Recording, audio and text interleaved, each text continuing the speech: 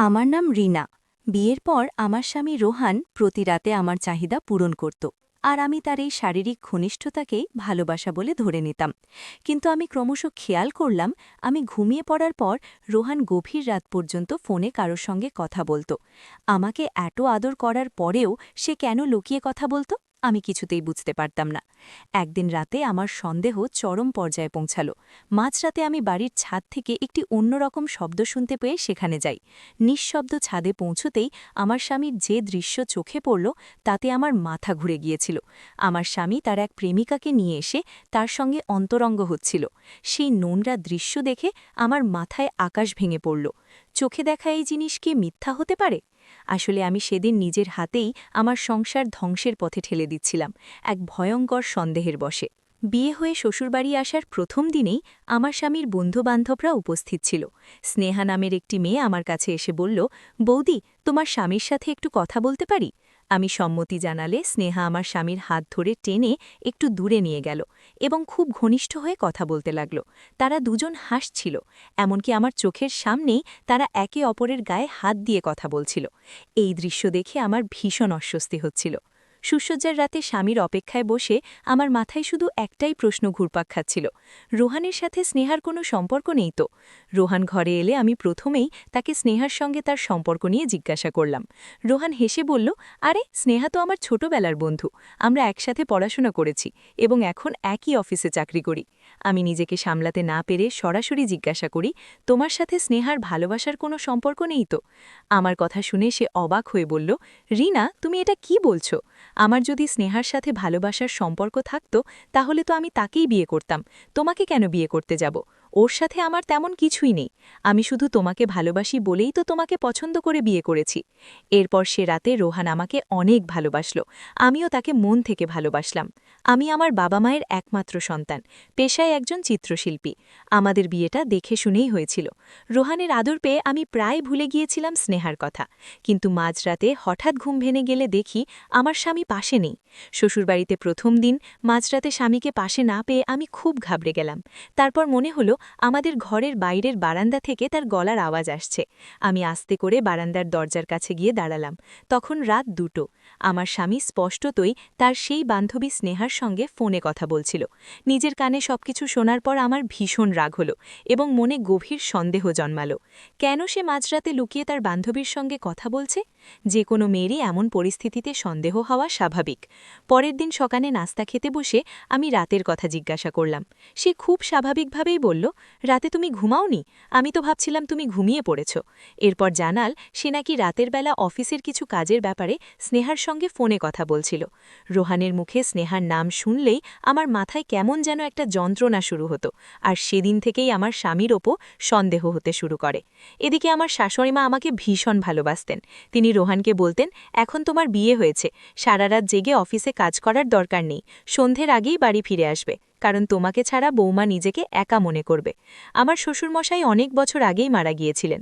তারপর একদিন সন্ধ্যায় যখন আমি আমার স্বামীর গাড়ির শব্দ শুনে খুশি মনে বারান্দায় গিয়ে দাঁড়ালাম, যা দেখলাম তাতে আমার মাথা ঘুরে গেল। আমার স্বামী ওই স্নেহার সঙ্গে নোংরামি করতে ব্যস্ত ছিল। স্নেহা আমার স্বামীর হাত ধরে তাকে গাড়ির ভেতরে টেনে নিয়ে গেল এবং গাড়ির ভেতরেই তারা অন্তরঙ্গ হলো, এটা আমার ধারণা ছিল। সেই সব কিছু দেখার পর আমার মাথায় যন্ত্রণা শুরু হলো এবং আমার আর বুঝতে বাকি রইল না যে আমার স্বামী আমাকে ঠকাচ্ছে। সেদিন থেকে আমার স্বামীর ওপর সন্দেহ অনেক বেড়ে গেল। আমি মাঝে মধ্যেই ফোন করে জানার চেষ্টা করতাম সে কোথায় আছে আর কার সঙ্গে আছে। একদিন ফোন করে অনেক বেশি কোলাহলের আওয়াজ শুনে আমার সন্দেহ আরও বাড়ল। আমি শাশুড়িকে বাজারে যাওয়ার কথা বলে বাড়ি থেকে বেরিয়ে গেলাম, কিন্তু আসলে আমি স্বামীকেই খুঁজতে বেরিয়েছিলাম। আমি আমার স্বামীর অফিসের আগেই দেখি যে সে স্নেহার ঘাড়ে হাত দিয়ে তাকে নিজের গাড়িতে বসিয়ে একটি হোটেলে নিয়ে গেল। সেই দৃশ্য দেখার পর আমার সহ্যের বাঁধ ভেঙে গেল, মাথার যন্ত্রণা অনেক বেশি বেড়ে গেল। বাড়ি ফিরে আসার পর শাশুড়ি আমাকে বললেন, বৌমা, তুমি এতক্ষণ কোথায় ছিলে? আমার ছেলে তো তোমার জন্য কখন থেকে অপেক্ষা করে বসে আছে। আমি তখন রেগে গিয়ে আমার স্বামীর কলার ধরে বললাম, তুমি যখন ওই স্নেহাকে ভালোবাসো, তাহলে আমাকে বিয়ে করে আমার জীবনটা দিনটা কেন নষ্ট করলে? তুমি আজকে ওই স্নেহার সঙ্গে হোটেলে গিয়েছিলে, আর আমি সেটা নিজের চোখে দেখেছি। রোহান বলল, রিনা, তুমি এসব কি বলছো? আমি অফিস থেকে সরাসরি বাড়িতে ফিরে এসেছি। আমি কেন স্নেহার সঙ্গে হোটেলে যাব? তোমার কি মাথা খারাপ হয়ে গেছে? তুমি অযথাই আমাকে সন্দেহ করছো এবং অনেক বেশি বাড়াবাড়ি করছো। আমার শাশুড়িও যখন আমাকে বোঝানোর চেষ্টা করলেন, তখন আমি তাদের দুজনকেই বললাম, তোমরা দুজন মিলে আমাকে ঠকিয়েছ। আমি আর একটা মুহূর্ত এই বাড়িতে থাকব না। আমি নিজের চোখে দেখেছি তুমি ওই স্নেহাকে নিয়ে হোটেলে গিয়েছিলে, তাই আমি আর তোমার সঙ্গে সংসার করতে পারবো না। আমি তোমাকে ডিভোর্স দিতে চাই।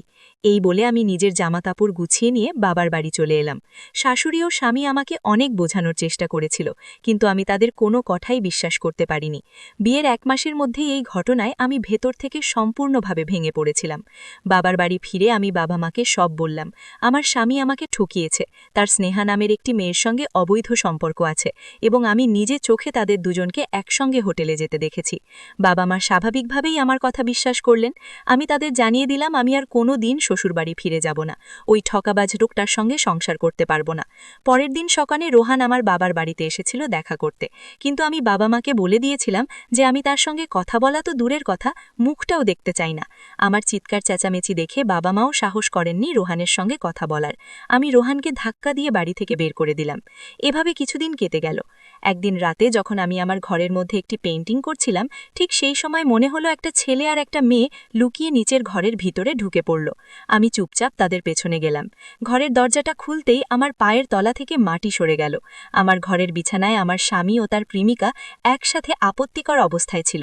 আমি নিজের চোখে সেটা দেখে চিৎকার চেঁচামেচি শুরু করে দিলাম এবং ঘরের জিনিসপত্র ছুঁড়তে লাগলাম। তাদের নোংরামি দেখে আমার মাথার যন্ত্রণা অনেক বেশি বেড়ে গিয়েছিল। আমার চিৎকার শুনে বাবা মা পাশের ঘর থেকে ছুটে এলেন। তারা আমাকে জড়িয়ে ধরে সামলে নিয়ে বললেন, রিনা, তুই পাগলের মতো কেন করছিস? এই ঘরে তো কেউ নেই, তুই কার উপর গালাগালি করছিস? কার উপর এত রাগ করছিস? সেদিন অনেক কষ্টে বাবা মা আমাকে সামলেছিলেন। আমি তো এটাই বুঝতে পারছিলাম না যে আমি সবকিছু দেখতে পাচ্ছিলাম, তবুও বাবা মা কেন বলছিলেন সেখানে কেউ ছিল না, আর এই সবকিছু নাকি আমার মনের ভুল ধারণা ছিল। পরে যখন বাবা মা সবকিছু বুঝতে পারলেন, তখন বাবা রোহানের সঙ্গে ব্যক্তিগতভাবে দেখা করেন এবং আমার ব্যাপারে সবকিছু বলেন। আসলে আমি একজন মানসিক রোগী ছিলাম, আমার ব্রেনের সমস্যা ছিল এবং বাবা মা বুঝতে পেরেছিলেন যে এই সবকিছুর মধ্যে রোহানের কোনোই দোষ ছিল না, সব দোষ ছিল আমার ভাবনার মধ্যে। কারণ আমি আমার স্বামীর মধ্যে আমার প্রাক্তন প্রেমিককে দেখতাম। সবকিছু জানার পর আমার বাবা মা ও স্বামী আমাকে একজন মানসিক চিকিৎসকের কাছে নিয়ে গেলেন। সেখানেই রোহান আমার ব্যাপারে সবকিছু জানতে পারে। আমার বিয়ের 6 মাস আগেই বিক্রম নামের একটা ছেলের সঙ্গে আমার ব্রেকআপ হয়েছিল। আমি বিক্রমকে ভীষণ ভালোবাসতাম, কিন্তু সে আমাকে এইভাবে ঠকাবে আমি ভাবতে পারিনি। আমি তাকে নিজের তন মন সবকিছু দিয়েছিলাম, কিন্তু তার মন ভরে গেলে সে আমাকে ছেড়ে আমার একটা বান্ধবীকে বিয়ে করার কথা বলেছিল। আমি এটা সহ্য করতে পারিনি এবং এর প্রভাব আমার ব্রেনের ওপর পড়েছিল। বিক্রমকে মন প্রাণ থেকে ভালোবাসার এই প্রতারণা আমি বিয়ের পর আমার স্বামী ও তার বান্ধবী স্নেহার মধ্যে ভাবতে শুরু করেছিলাম। এটা ছিল আমার মানসিক অসুখ। আমার মনের ভয়টা কখনো দূর হয়নি, বরং দিন দিন বেড়েই চলেছিল। আমি যে বিক্রমকে ভালোবাসতাম এই কথাটা শুধু আমার মা জানতেন, বাবা জানতেন না। বিক্রম আমাকে ছেড়ে যাওয়ার পর আমি অনেক ডিপ্রেশনে চলে গিয়েছিলাম। মা আমাকে অনেক কষ্টে সামলেছিলেন। মা বাবাকে এই কথা বলেননি, কারণ তিনি ভাবতে পারেননি যে আমার মানসিক অসুখ এতটা খারাপ পর্যায়ে যাবে। মা ভেবেছিলেন বিয়ের পর হয়তো সবকিছু ঠিক হয়ে যাবে। কিন্তু সেই ঘটনার 6 মাস পরে যখন আমার রোহানের সঙ্গে বিয়ে হয়, তখন রোহান ও স্নেহাকে একসাথে দেখে আমার মানসিক চাপ আগের মতোই আবার ফিরে আসে। আমি তো আগের থেকেই মানসিক অসুস্থ ছিলাম এবং এই ব্যাপারে আমার শাশুড়ি ও স্বামী কিছুই জানতেন না।